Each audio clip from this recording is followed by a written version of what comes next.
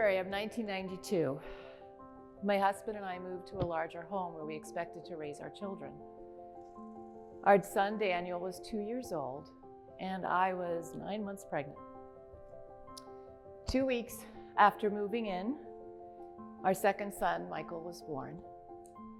And 4 weeks later, my husband moved out.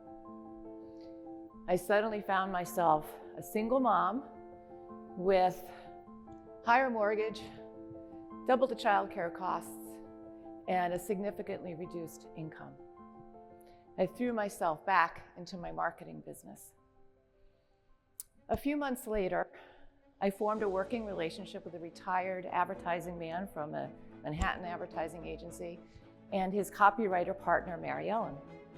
We teamed up to pitch and win a sizable project with Cellular One. I was ecstatic.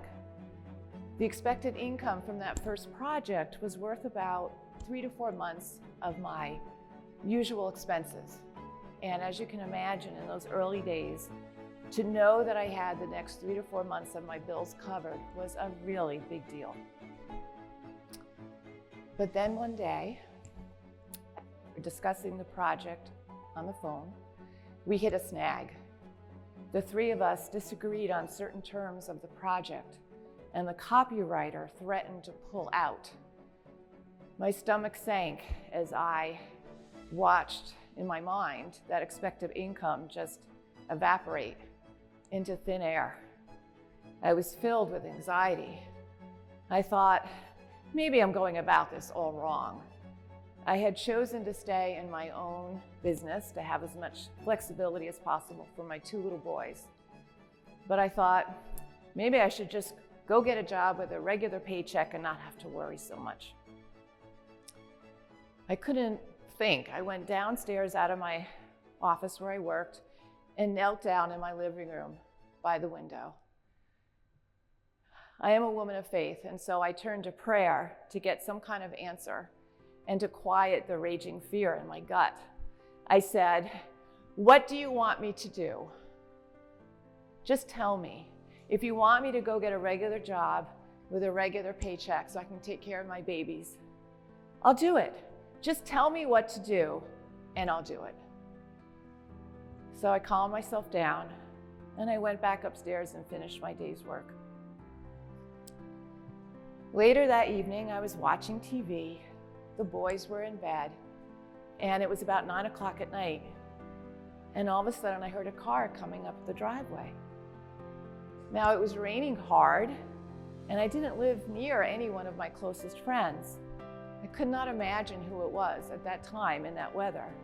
But there was a knock on the door and I opened the door and there stood Pensy, a friend of mine from my church choir. And she held a dozen peach-colored roses. I said, "Pensy, what are you doing here?" She said, "Well, someone left these for you on the piano, and I didn't want them just sitting there until Sunday." You see, it was a Wednesday night, and we usually had choir practice in the church on Wednesday nights, but not that evening. So I took the roses, and I read the attached card, and it said, "Seek ye first the kingdom of God and his righteousness, and all these things shall be added unto you."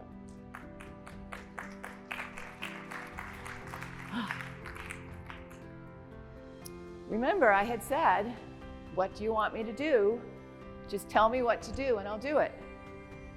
Well, it was not exactly the answer I was looking for.